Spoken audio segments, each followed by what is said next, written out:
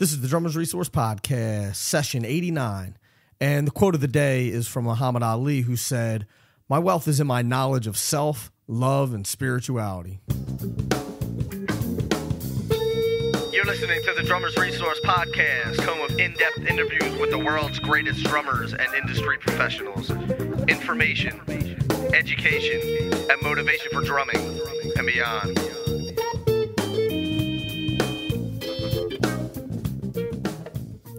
What's going on, everybody? Nick Ruffini here with another session of the Drummers Resource Podcast. And this session is brought to you by Boso Bamboo Drumsticks, the world's first full line of bamboo drumsticks. And if you haven't checked these out already, do yourself a favor. Check them out. They're amazing sticks. They have a natural rebound, a natural flex to them that makes you not have to work as hard when you're playing them. And the tone is this warmer, lush tone that you're going to get out of the cymbals and out of the drums. So definitely check them out.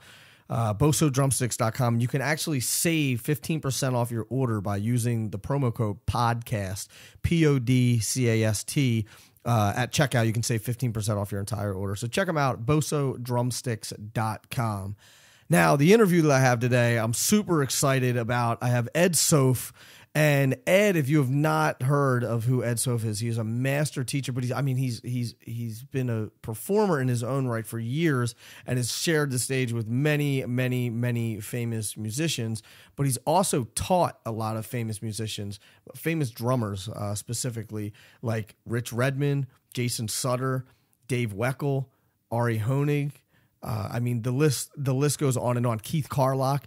So I really, really wanted him to have him on the show because I know that he has a ton of knowledge to share, and he did not fall short on that. I'll tell you that, because this interview is absolutely amazing. I could have gone on forever with him. So I'm gonna get right into it and let you start diving into some of the stuff that Ed has to say, because it's awesome. So without further ado, Mr. Ed Soph. Ed, how are you doing today? Thanks so much for doing this. I appreciate it.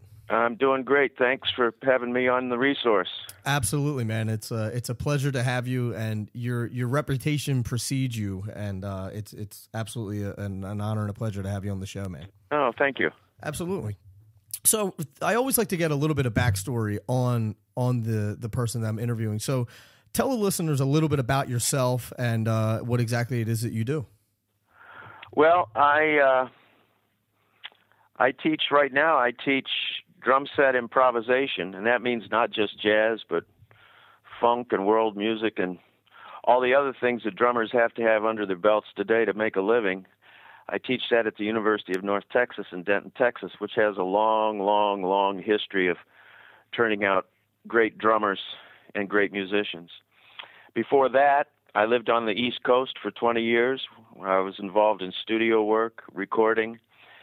And quite frankly, I started getting busy doing clinics and realized that I really enjoyed doing it, and felt that I had some good information to give, because I found that I could relate well to people who were just starting out or people in mid-career, because I'd already been there and had to work out basically a lot of the same problems that they had. Not necessarily personally, but that had come up too, but primarily technical and musical challenges on the instrument that books and things like that at that time just really didn't deal with. Mm-hmm. So before that, before I moved to New York, I was on the road for quite a few years with a lot of big bands. Woody Herman's big band. I recorded quite a few albums with Woody. Clark Terry, the great trumpet player, Bill Watrous, the trombone player, had a wonderful big band, and Stan Kenton's orchestra. Mm-hmm. And I actually went on Stan's band right from North Texas. I went to North Texas and graduated down there in '68. And the way of the world back then was that this is before tweets and all the good stuff that right. Young folks have now. That the Twitter, as they call it. What's that? I said the Twitter, as they call it. Yeah, it was all word of mouth and recommendation. Mm-hmm. And I was recommended highly by some other musicians who heard me play, and that sort of got me kick-started into a professional career from from a student career. And the student career I thought was pretty cool and heavy until I got into the real world and realized that that's when the real education started. And that was Right. another thing that I felt I could help my students with, is because I've been in places that they haven't been yet in terms of career. And quite frankly, there are some places that they'll never get to because those places don't exist anymore, like learning how to play on the road and that sort of thing, Right. getting tested on the road. And to go back further, I was very fortunate when I was a kid in Houston, Texas, because at the age of 14 or 15, I was playing with really great older players who more or less mentored me. And I was very fortunate in that respect. That's probably the best thing in the world that ever happened to me musically, because by the time I got to North Texas, I already had some serious professional experience under my belt. I'd been screamed at because I was too loud, or yelled at because I was dragging or rushing. I really learned quick, because if you don't learn quick, you lose the gig. Sure. It's not a matter. Sure. Now it's a matter of getting a bad grade. Back then, it was a matter of getting fired. Right. And before that, before I got my first drum set and started putzing around on it, as a little kid, 5, 6, 7 years old, my dad came home one day from work with a wood block and a pair of sticks, and sat me down on the floor and put on a Louis Armstrong record, New Orleans record, with Baby Dodds on drums. And man, I started. And that's when I started playing. And it just went from there, starting back in the, when I was, like I say, 5 or 6, and my dad would play ragtime piano or put on a record on, and I'd clippity-clop along on my wood block. So he was a musician himself? Yeah, he was a closet piano player. That's okay. what he was, a salesman, but he loved ragtime, and he played ragtime very well. And he also stayed abreast of developments in the music, so he was by no means stuck in the past at all. He was always on top of what the newest trends were in jazz. Yeah. Now, you would mention that you teach improvisation on drums, and it's not just jazz, it's funk, it's rock, it's whatever it is. Can we unpack that a little bit and Sure. just talk a little bit about your approach to that and what people should really be thinking when it comes to improvisation? Well, it's what they need to be thinking is they need to be thinking music and not drum beats. Mm-hmm. And this is an old tradition. It's the way the Cats started playing before there were books on how to do this and how to do that. I mean, all the great players in our history, whether they be jazz, rock, or anything else, did not learn out of books. They learned by listening to people who could already play well, emulating them, and developing their own thing out of that. Books are valuable. I'll say that because I'm a teacher, but books are only as valuable as the problems that they address. And if the book itself is a problem, that's no good, because then you only learn how to play the book. The book has to be used to solve problems that one finds in trying to play music. Mm-hmm. You bring those problems to the book. Here's a book on this. You need to learn how to play fast. Maybe some of the techniques in this book will help you, et cetera, et cetera. So, at any rate, I always go back to the story that Bernard Purdy told me when he was so busy in the studios. He'd go in to do a date, and they'd have the bass player create a line, and then they'd say, "Bernard, put something on top of that." And Bernard, on the spot, would create a groove. Mm-hmm. And it's the same thing today. I mean, Steve Gadd created an iconic groove with 50 Ways to Leave Your Lover. Mm-hmm. Jeff Porcaro created an iconic groove with Rosanna. So what I'm saying is that everybody's a jazz player. Everybody has an improviser's mentality, and they have to have, if they're going to make it in the business, or if they're just happy playing cover bands, being a Buddy Rich clone or a Neil Peart clone or something like that, which is fine, to each his own. But one finds his own voice on the instrument through assimilation and by learning how to create his own patterns, be it in a funk situation or his own accompaniments if it's in say a jazz or ride cymbal based style music. So the bottom line is what I'll do with my students is I'll tell them learn a piece of music, and by this I mean just be able to hum the melody. And it can be, you can use any tune. I mean, my God, you could use Mary Had a Little Lamb as a beginning vehicle and say, okay, come in now, play this in a bebop style. If you were in a band playing bebop, how would you accompany this tune? Mm-hmm. Or what if this tune were a samba? How would you play it?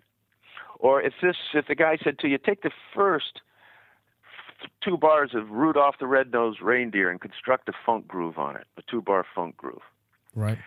So the fellow tries it, and of course he can only do it as well as he has coordination at the time. So then, that's the key. Oh man, you see that problem there? Your right hand and your right foot always want to go together, and sometimes the left hand and the right foot have to go together. So maybe we need to work on some coordinated independence or dependence exercises. Here's some exercises for that. Get that knocked out, then new doors are open for the funk rhythm. Mm-hmm. But in any case, what I'm saying basically is that so many people, young people that I see who come, say, to audition to school, they come with a drum set book under their arm, or they come with a prepared solo, or they come with here are all the beats I can play. Right. And the sad thing is that these kids have probably been taught by a very sincere person, but they have not been prepared at all for what a professional drummer has to do. Mm-hmm. And that is, he has to, as a sideman, make everybody else in the band feel good about playing, and has to fulfill whatever dictates or orders the leader of the band gives him. Mm-hmm. And you do that not by pulling a book out and looking at the index and saying, oh, wait a minute while I try to find this. Right. You do it by having a musical mind that can solve problems. And that's another aspect of learning how to improvise. You learn how to solve your own problems by trying to play what you feel would go best with the funk beat for first 2 bars of Rudolph Had the Red-Nosed Reindeer. Am I making sense here? You're making absolute sense. Absolutely. So the improvisational part is so important, and I have no problem backing up what I'm trying to teach with words from people who are great players. And Kenny Aronoff, no need to say anything about Kenny. He is one of the premier studio players. Mm-hmm. Absolutely. And Kenny, in a magazine article a number of years ago, said every drummer, especially if they want to be a studio player, but every drummer needs to have the mentality of a jazz player. Oh, what the interviewer goes, my God, what do you mean? What do you mean by that? And he said, well, you've got to be able to create, you've got to be able to solve problems, and you have to do it within a split second, because that's what you're called upon to do. Mm-hmm. And then he went on to talk about how all the first and second generation, at least, and probably still to a large degree now, of studio players out in L.A. and in New York were all jazz players. Yeah. And, of course, they had no problem mimicking the pop styles. Remember the Carpenters way back then? Mm-hmm. Karen Carpenter and oh my God, Herb Alpert and the Tijuana Brass, that kind of popular music, every jingle that was produced, the producer would say to you, okay, man, we want to feel like this, like Herb Alpert and the Tijuana Brass, or let's get a Carpenter's groove on this. So these cats didn't have any problem with that, right? And because they knew how to improvise, they knew how to listen to the music and create what was necessary rhythmically to enhance it. So that's my big stick here is to get kids to think, because if they learn to think, they're going to be able to play. If they don't think, they're not going to play. It's that simple. Mm-hmm. Mm-hmm. Now, what do you think are some of the biggest hurdles or mistakes that drummers are making out there now that are trying to do this professionally? Do you think it's the fact that they don't know how to improvise, or? Oh, I don't know. I sort of don't want to be stereotypical about this, but it's all a matter of maturity, really. I mean, everybody goes through the same thing. Their first romance is with the drums themselves. I mean, nobody comes to the drums because they heard a guy playing a ballad with brushes. Right. It's somebody just tearing it up with badass double bass chops and the whole thing, Mm-hmm. Yeah. But then A certain maturity has to come in where you realize you got to get past being a drummer and get to the point where you are a musician who plays drums. I'll tell you a prime example of this sort of person is Simon Phillips. Oh, my God. Yeah, I had Simon on the show, actually. Unbelievable. Yeah. So, but at any rate, and some people just can't get out of drummer mode, and that's fine.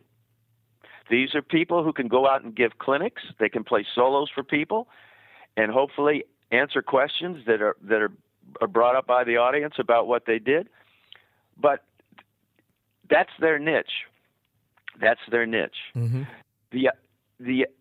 So whether or not a person gets past the instrument and gets into the music, that's what's important. If a kid is a rock drummer and I ask him about Jimi Hendrix, or I ask him about John Bonham or any of the early players, and I get a blank stare, I know I'm dealing with someone who at this point is not going to go very far because they don't allow themselves to get any background, any history. And that's the other thing. You've got to know what went on before you. Otherwise, you're not going to have any idea of why the hell people are playing the way they are now and understand it. And Lord only knows you're not going to have any tools at all to chart your own future. It's that way in all the arts. Right. You've got to know what went before. You've got to know the groundwork. You've got to know the fundamentals. And young people, God, I sound like my father today, to a large degree, have such short attention spans and are so impatient because everything is accessed so easily. Instant text messages, you know what I'm talking about, of course. Instant gratification on everything. Exactly. And I tell my students, I say, you've got to become schizophrenic. And they look at me like, what do you mean? I say, well, part of your life is lived in the digital world. You know, your cell phone, your computer, the whole thing. And that's great. It's a great resource. But what you're trying to do as a musician, you can't Google it. You've got to learn to live an analog life in that respect. You have to be patient. You have to realize it's going to take years, that you're never going to reach the end of your journey, because it's going to be one of constant exploration and discovery if you're lucky. But I'll tell you, man, it's like pulling eye teeth to get some of these kids to practice one thing for 5 minutes straight. Isn't that ridiculous? They come in, I say, they're trying to play a consistent backbeat, and they'll get 2 rim shots and miss 3. Get 2 more, miss 4. And I say, God, man, you know how to get better rim shots? And they go, oh, my snare position? I say, your snare position's fine. What do you need to do? Different stick? No. So you need to practice. Right. And I mean, this sounds really stupid, but this is how uninformed some of these young people are. And I say, I promise you, if you practice just rim shots slowly and thoughtfully, put your click on at a nice medium tempo and work on rim shots for 30 minutes a day for the next week, when you come in next week to your lesson, I'll wager that your success rate has increased 3,000%. And of course, it always does. It's amazing what practice does, isn't it? Oh, holy shit. I mean, really, give me a break. Yeah, I mean, I just do it. Just do it. Right. So, but everything is sort of strange now because everything is so easily accessed. And what really bothers me the most is that there's such a horrible lack of curiosity. Yeah. And I can put a CD on and say, who do you think that drummer is? And they go, I don't know. Okay, this is out, man. You ready for this? Billy Cobham is one of the most very, very important innovator on the instrument. Obviously, his work with Mahavishnu and everything. It's just insane. So just in casual conversation with a kid here, I put on a record called Little Sunflower, and it's with Milt Jackson, and Cobham is playing drums, and it's real straight ahead. It's a 70s fusion Creed Taylor CTI sound, the whole thing. And I say, who's that drummer? And they go, I don't know. Wow, he sounds really good. I said, it's a fellow named Billy Cobham. Have you ever heard of him? Oh, yeah. They all know names. Right. That's all they know. And so I leave it at that. I said, but he really sounds great, doesn't he? It's beautiful how he plays the tunes, how he orchestrates his time, how he hooks up with Ron Carter. I said, he's a great musician, isn't he? Oh, yeah, man, he's cool. He's awesome. Usual cliches that you get from the kids. Right. And so the kid comes back for his lesson the next week, and I say, hey, so did you check out some more Billy Cobham? Nothing. Right. Nothing. So then I put on that first Mahavishnu album, The Intermounting Flame, that he did on that 4-piece Gretsch kit. Yeah. Which would scare anybody to death. And it sounds like a thunderstorm. Oh, man, unbelievable drumming. Unbelievable drumming. And these kids are just, they go, I say, who's that? And they say, I don't know. Well, that's your man, Billy Cobham. Right.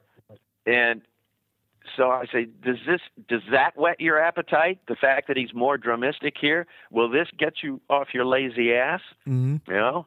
Right. So that's the big frustration of teaching, because the people have been let into this school, for example, because the faculty sees them as having potential. Right. Right. But so many kids come in thinking that it's our job to make them realize their potential, that we have the magic pills, we have the magic exercises.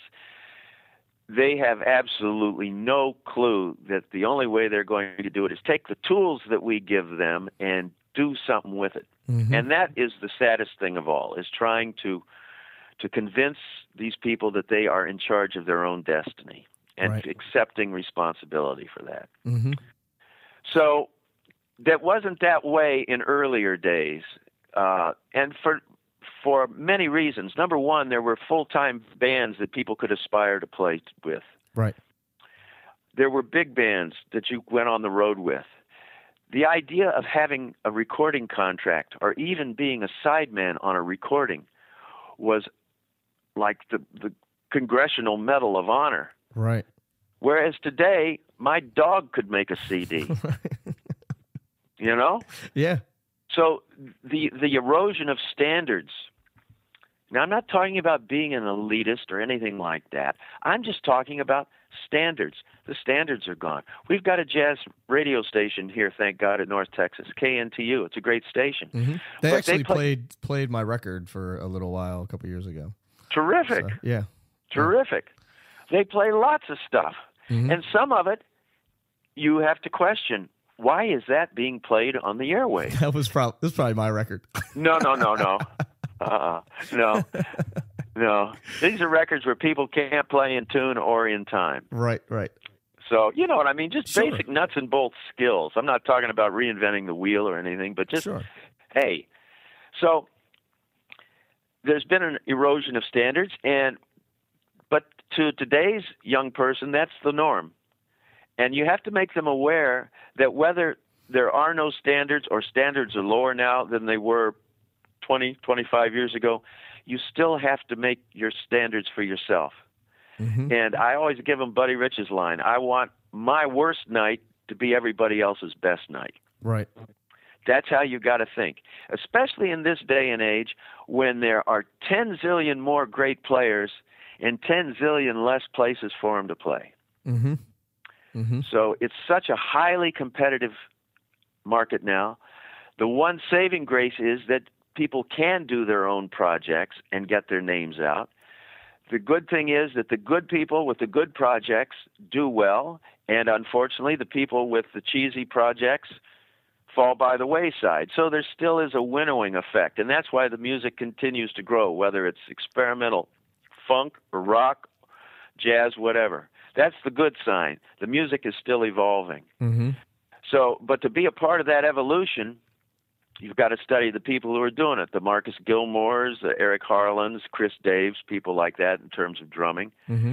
And you've got to look at them and not just listen to their most recent recording. Go back and listen to their first recording and see what they sound like. Right. Then get on, you got that computer, you got email, shoot them an email. Go to their website, shoot them an email. And say, hey, man, I'm so-and-so. I really dig your playing. Just tell me something about how you started and what your problems were. And all of a sudden, a lot of these guys write back, and the kids say, wow, man, this cat, he didn't know how to hold his sticks when he started. I'd say, well, What do you think? He's been through the same trip you're trying to go through now. And the more you're aware of what he went through and are aware of his evolution as a player, the better you're going to be prepared for what you need to deal with. Mm-hmm. So again, it's curiosity and it's depth. Mm-hmm. You know, it's funny because that's the way that this podcast started. So I've interviewed, over 90 people now. Yep. And I started with just emailing people and asking them questions.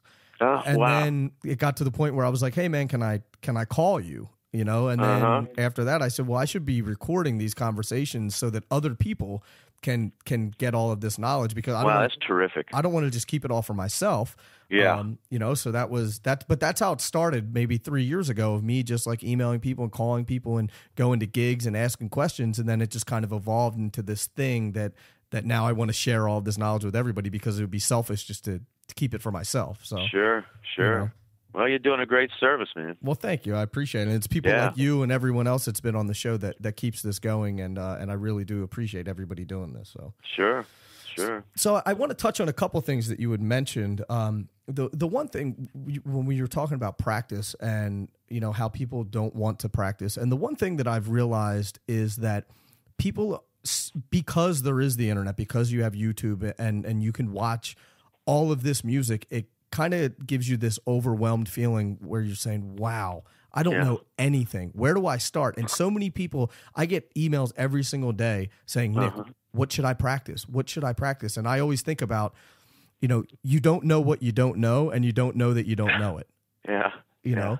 And so I'll pose that question to you. How do you sort of evaluate your playing and look inside and realize, A, what's important to be practicing, and B, where you're falling short?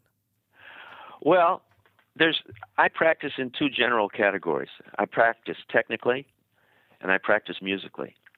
The technical practice at my age is basically maintaining what I already have and pushing towards what I don't have. And these are very simple categories. I practice in regards to musical, musical attributes. Mm-hmm. I still work on playing softly, but with intensity. All right, which is a real challenge on this instrument. Mm-hmm. I still work on opening up my loud end more. I practice time every day. I have exercises where I practice grooves and improvisations at quarter note equals 40. First time I tried that, I felt like a beginner. Everybody does, and that's it's not because it's hard. It's a humbling experience, though. Yeah, and it's not because it's difficult. It's just because you've never done it before. Right. And after a couple of weeks of that, you sit down, put the old clicker on 40, and man, yeah, baby, I'm ready to go. Mm-hmm. Here we go. And then on the opposite side, I have a rule. I need to be able to play time between, assuming that the style will accommodate the various tempo ranges from 40 up to 400. So I'll practice, say, playing bebop time at 400. Mm-hmm. And I know that if I can do that, and if I have dynamic control of that when music making time comes, I don't have to sit there and think, oh, God, I hope they don't call off something really fast. Right. Or, God forbid, if they call off something really slow. And kids don't realize this. It's something that basic is so intrinsically important to their musical development, whether they're improvisers or beat players or whatever the hell they are. Right. That's the first thing is time. I practice everything with a metronome, everything, because I'm smart in that respect. That's the one place where I'm really smart, because bottom line comes, people are going to want to play with you, not because you got 10 zillion drums or whatever. It's because you can lay it down, baby. Right. You make it feel good. So that sort of takes the form of the technical end, taking books like Stick Control or Gary Chafee's books, linear books, incredible. Man, you can do They're wide open. You can do whatever you want. It's all up to your imagination. Just like with Alan Dawson had his 1,000,001 ways of playing Ted Reed's syncopation. Linear books are the best thing in the world because you take those linear rhythms and stickings and you can just go to town figuring out different ways to use them on the kit. Yeah. So that's part of the technical practice as well. Then the musical practicing is, as strange as it sounds, I play tunes. Because one of my concepts of playing the instrument is that I find it a real challenge to play with the same flow and melodic contours and dynamic nuances as a horn player can have, or as a pianist can have. And I've sort of been stereotyped as is the way this business is, as, quote, a jazz player, unquote. Right. So most of the gigs that I play are, quote, jazz, unquote, gigs. And so I'm constantly working on repertoire, and I have students who are working on pop and funk grooves, and they are listening to repertoire and working on it too. So the musical part is both improvisational and stylistic. And as well, of course, been playing a tune. As I mentioned earlier, what would happen if somebody asked me to play this tune as a samba in 5/4? I mean, man, you're practicing. If you practice imaginatively, you'll play imaginatively. Now, this doesn't mean you're going to overplay. You know, you're a pro. But it means that you're going to have a pocket full of things that you can draw on. So somebody says, I want this, and you go, yeah, baby, okay, I'm sort of hip to that, and away you go.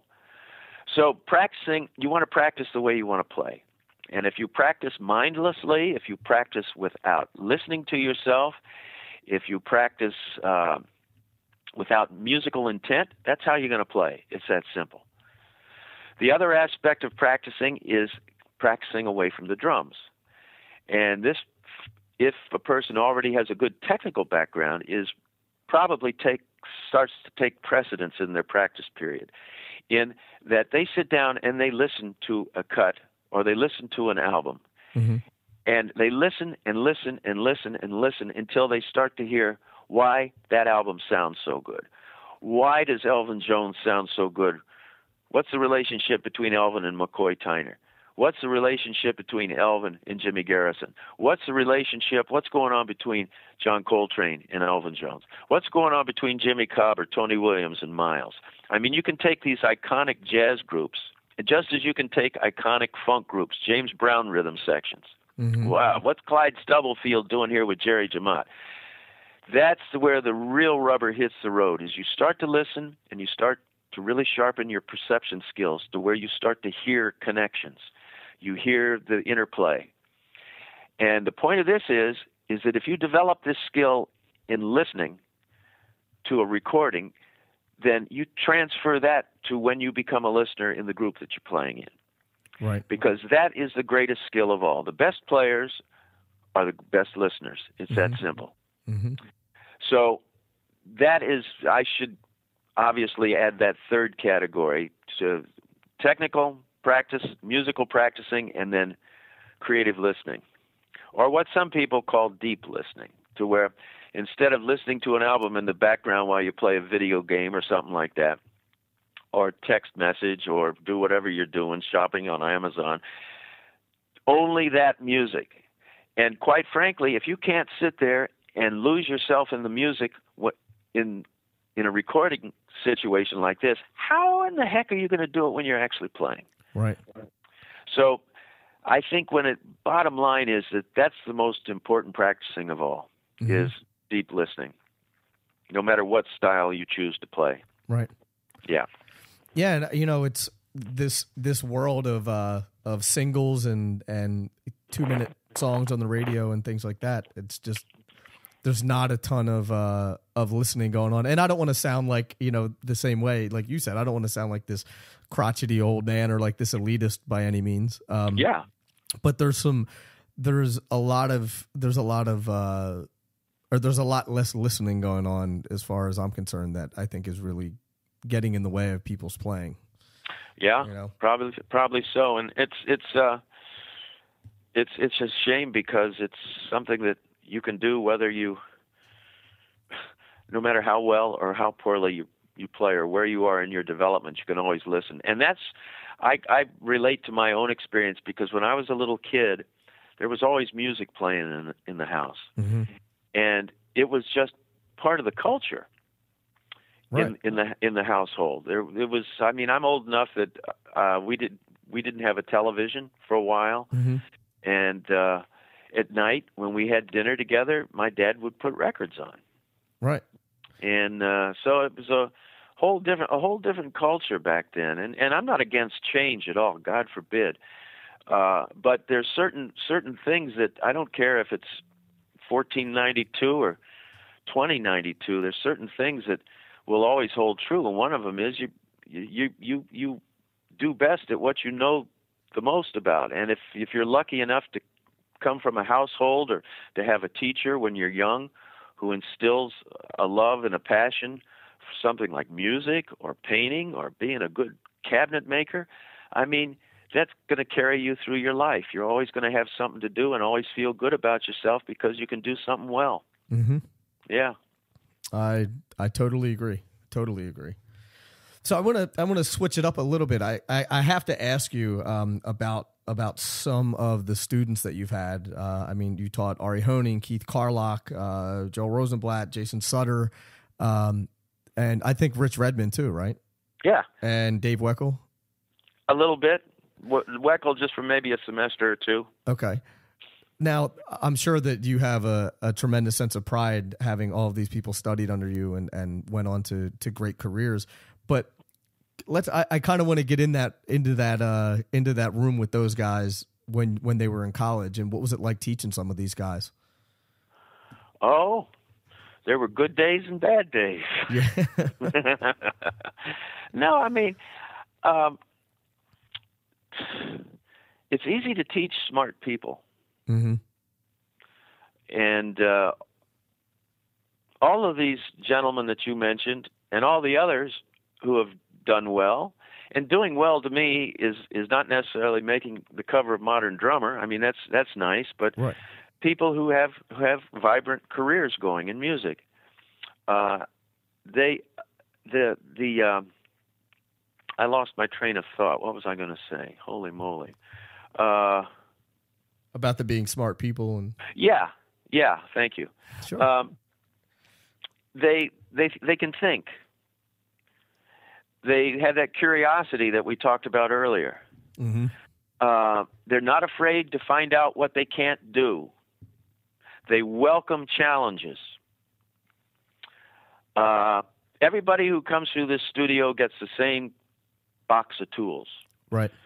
Presented in different ways, and some bigger tools, some smaller, depending upon what a person's needs are. But bottom line, everybody gets the same rap. Mm-hmm. And some people take those tools and build magnificent edifices for themselves, and some people do the best they can. So it's the folks who, from my standpoint, without making it a value judgment, simply an observation, the people who can think, the people who are not afraid to find out what they can't do, the people who, when you ask them a question, don't say, well, sometimes, who say, never. Hey, do you ever practice with a metronome? Well, sometimes. And then you say, well, what do you really mean? And the person says, well, not very much. Right. And what do you really mean? Well, hardly at all. What do you really mean? Never. Mm-hmm. So those guys that you named and the scores of others had no problem. They were honest. They didn't try to bullshit. Right. And which means that they have a lot of self-respect. Mm-hmm. They're good people, basically. And when something would happen and they'd slack off or something, then I got to be good cop, bad cop. I pop the whip, and if I see them smoking a cigarette, they're going to catch unholy hell because you can't play drums if you've got a sick body. And right. so there's all sorts of things like. But these guys, they all had musical minds. They all had great ears. I mean, and you look at the you got Ari Hoening, and then say another fellow who went through here, Jim Riley, who's with Rascal Flatts. I mean, you can't get more diametrically opposed musically than Ari Hoening and Jim Riley. Right. Two different worlds, two different, completely valid worlds. But that's what I mean about guys taking the tools and then having the people skills, the business skills, the networking skills to find their niche. And the dedication, because I had Jim on the show and he was telling me about, he was sleeping in a truck in Nashville. Oh man, yeah. These guys have goals. That's the other thing too. When I can ask some students, well, what do you want to do with your life? And I want to be a studio musician. I say, wait a minute, hold on here now. But somebody like Carlock or the people you mentioned, you say, what do you want to do? Bingo. I want to do this. I want to do this. I want to do this. I want to do this. And when he moved to New York, he said, I want to play with Wayne Krantz, and he and he figured out a way to do it, and that led to the Steely Dan gig, and the rest is history, so they say. Yeah, well, with all these guys, especially with Keith and Ari too, it's who you meet when you're in school has a lot to do with it too. Not necessarily your peers, but for example, here at school we have what's called the Jazz Lecture Series, and we bring in guest artists, and the top drummers get to play recitals with them. And Ari played with Kenny Werner. Oh. Well, that immediately cemented a relationship which was further explored when Ari moved to New York. The groundwork had already been laid. Keith worked with Lenny Stern when she came to give a guitar clinic. Boom, the word's out. Man, you should hear this young drummer in Denton, Texas. Right. Then on top of that, Keith was one of the top drummers in Dallas as well while he was in school up here. In other words, he broke out of the ivory tower and started working in the real world and dealing with the social aspects of that. And he got called to do a recording session in Dallas, and it just so happened that the producer was from New York. And the producer came in from the city, and they did the session, and Keith played his ass off. And this producer went back to New York, and his buddies say, hey, man, what happened down in Dallas? He said, oh, man, the session was okay, but damn, you should have heard this drummer. He gave me his card. This is the cat, man. Look out for him. So that's the other thing, too, being prepared when the opportunity comes. And these guys have all been prepared. It's better to be prepared for an opportunity and not have it than have an opportunity and not be prepared for it. Of course. And I tell them you never know what it's going to be. It could be a polka band, for Christ's sake. Right.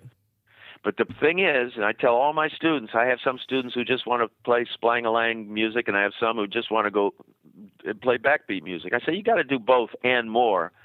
And they go, why? I say, well, suppose that you're a lousy funk drummer, that you put all your eggs in the bebop basket. You move to New York, and the first call you get is from a buddy who has a funk band. And he says, hey, man, we've got this showcase, and my drummer came down with the flu. You got to help me out, bud. You got to help me out. So the guy's going, oh, man, what do? I don't play funk. Okay, I'll take it. So he goes and takes the gig, and the cat is, oh, man, it's terrible. So lo and behold, who walks in? Donald Fagen, Wayne Shorter, Wayne Krantz, who knows? But right. Somebody with credentials established, one of the cats or one of the ladies walks in, and they're sitting there, and I tell my student, I say, do you think that person's sitting there going, wow, this guy doesn't play funk very well, but I bet you he's a great bebop drummer. Right. I said, no, man, this cat, that rubber stamp comes out, that invisible rubber stamp that everybody unfortunately sees. It's the big red sign that says, this cat can't play, period. Mm-hmm. And I say, that's what you've got to look out for, because that first chance can turn into being your only chance if you're not careful. You've got to be ready for everything. Right. So these cats are ready for everything. Jason Sutter's a good example. My God, man. Drumline guy, loved playing bebop, and what's he doing? Playing with Marilyn Manson, for Christ's sake. Right. So, I mean, that's great. That is great. I just think it's wonderful. And it vindicates what I do, because my cardinal rule is to create players who play better than I do, and all those guys do, and they're all doing well. Mm-hmm. So there you go. That's awesome. So that's a long story about why people like the ones that you mentioned do well. Mm-hmm. Yeah. There's no magic formula. It's a lot of incredibly hard work, honesty, and being prepared. Right. Now, Yep. do you? This is just an opinion question, but do you feel like if you haven't gotten there by a certain point that you're not going to? No, I don't say that anymore. No. I've been teaching 50 years, and in those 50 years, I've learned some really stupid lessons where I've told a student, "Man, you ought to become a pharmacist. You're not gonna amount to a hill of beans. You just don't have it, Daddy." Right. Can you talk about what? Pardon my French, but I was a total asshole. And a few years later, I get a phone call, or somebody tells me, say, "Hey, you remember so-and-so, that guy that you told to get out of the business?" I said, yeah. What's he doing? Is he a pharmacist yet? He said, "No, man, he's playing with Woody Herman's big band." Yeah. So right then, boy, I mean, it only takes one lesson like that to realize, Soph, you are a bloody idiot. And so I learned a long time ago that everybody's different. And to say something like, "Well, man, if you haven't made it by the time you're 22, wrap it up." Good God, give me a break, Right. And same things like with teaching. Things that I used to tell students never to do. Don't ever do that. Don't play that in the middle of a phrase like that, or don't switch a symbol like that. And then, of course, sooner or later, the clouds of ignorance covering my head suddenly part for a minute, and I hear a masterful drummer do exactly what I've been telling my students not to do. So I realize, hey, man, that's the beauty of the music, is that somebody's mistake can be somebody else's great expression if it's right. done musically. So the only rules I have, the only judgments I will make is, can you keep time? Mm-hmm. Plain and simple. Everybody's got a comfort zone. Everybody comes to school with a zone where they feel they can play well. And I say, play me time in your comfort zone. I'll put on a metronomically true play-along track for them to play with. And if they can play with good time, that's all I care about. Right. Because they've got, as far as I'm concerned, the fundamentals to put those tools to use that I'm going to give them. Mm-hmm. What happens after that, you create your own destiny. Right. But I'm not about to say, put any age limits or anything like that on it. Mm-hmm. Yeah. That's good. So now, do you outside of the college, do you teach privately or no? No, I don't. I'm so busy at school, and my weekends I'm frequently out of town doing clinics and gigs and things like that. That I really can't give lessons with any regularity. Mm-hmm. If a player who's a really good player, somebody says, I want to come in just to spend a day and talk about this or talk about that, somebody who has something that they want to deal with, I can make time for that. But as far as someone who needs the structure of regular lessons, I can't provide that, so I don't teach outside the school. I got you. Yeah. So I want to talk about this the 1 o'clock lab band real quick. Oh yeah. Yeah. So that's it. Correct me if I'm wrong, but isn't that the only university band that's ever won a Grammy Award? Might be. I don't know. I might. Maybe. I really couldn't tell you. No.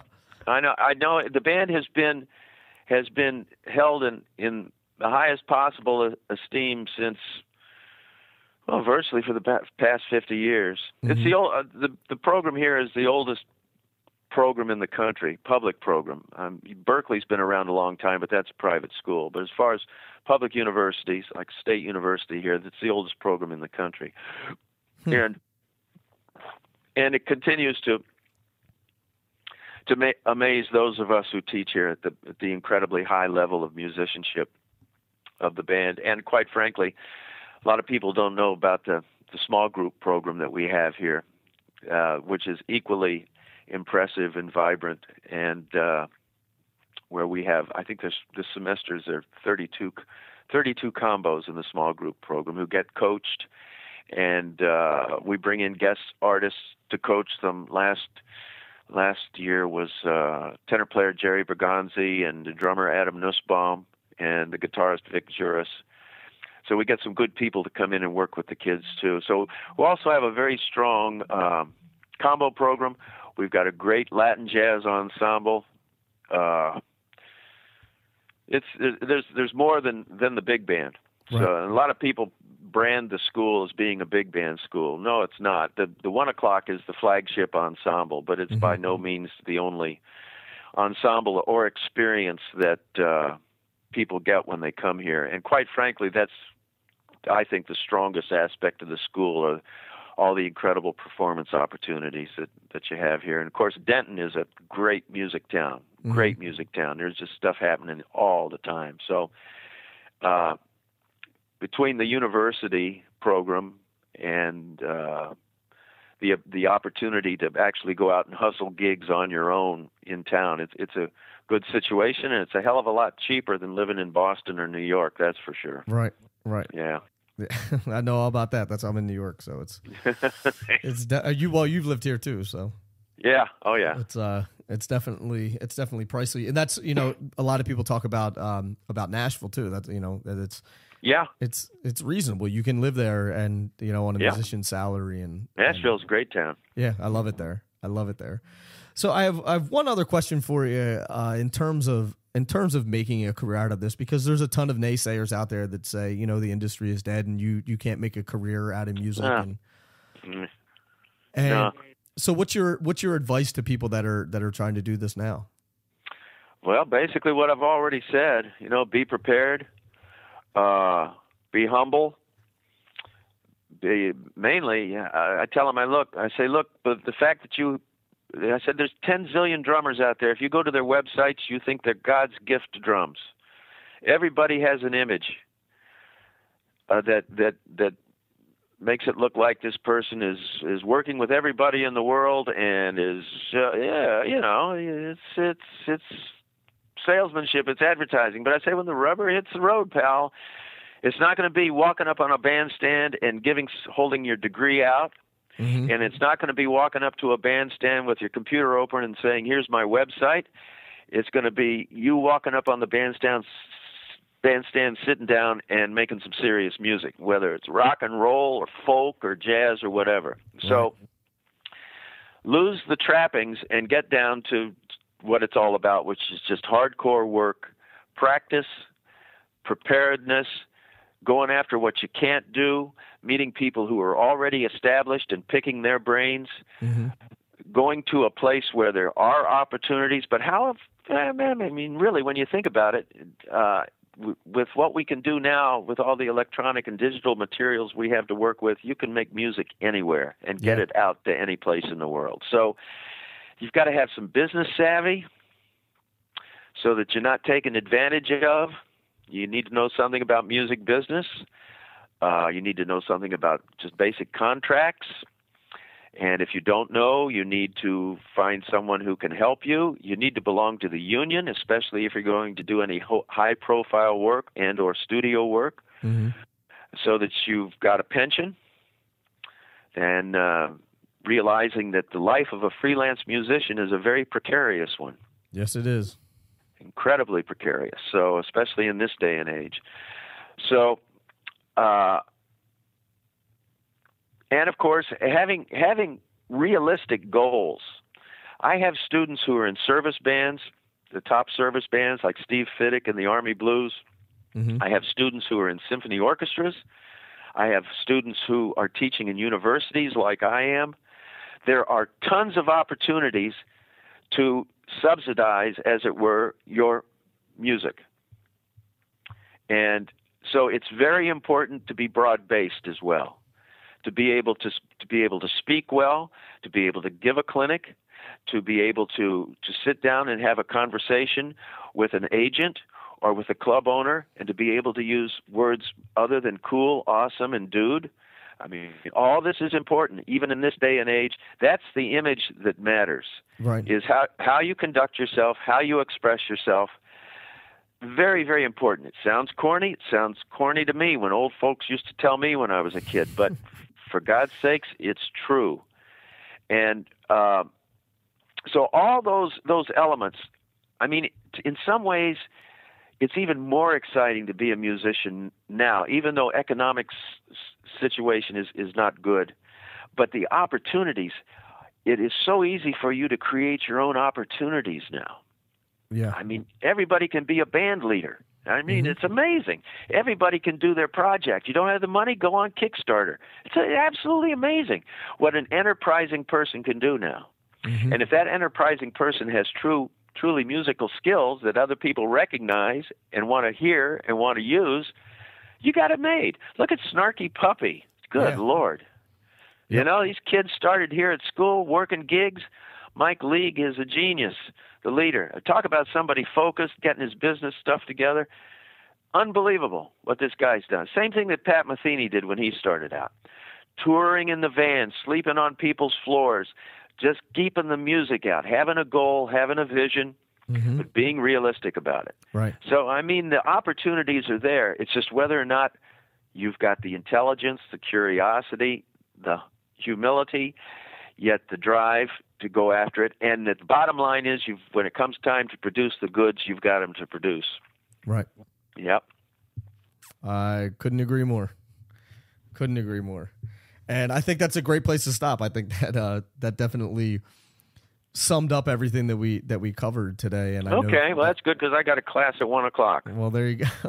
Perfect. Well, Ed, thank you so much for doing this. I really do appreciate it. The knowledge that you shared with everybody was Nick, I hope people appreciate and know what a great service you're doing to the music community and the music community that plays drums. Well, thank you. I appreciate that. That means a lot, especially coming from you. Thank you. No. All right, man. All right. Well, take care, and thank you again. It was a great pleasure. Okay. Stay well. All right. Thanks. You too. Bye. Bye-bye. So there you have it, Mr. Ed Soph. To get all of the show notes from this podcast, just head over to drummersresource.com/session89. Also, you can get tips, tricks, expert advice, and my free ebook delivered right to your inbox if you sign up for the mailing list at drummersresource.com as well. Check me out on Facebook, facebook.com/drummersresource, on Twitter at drummersrsource, and on Instagram at drummersresource. And until the next podcast, keep drumming. Thank you so much for listening, and I'll be talking to you soon. Peace.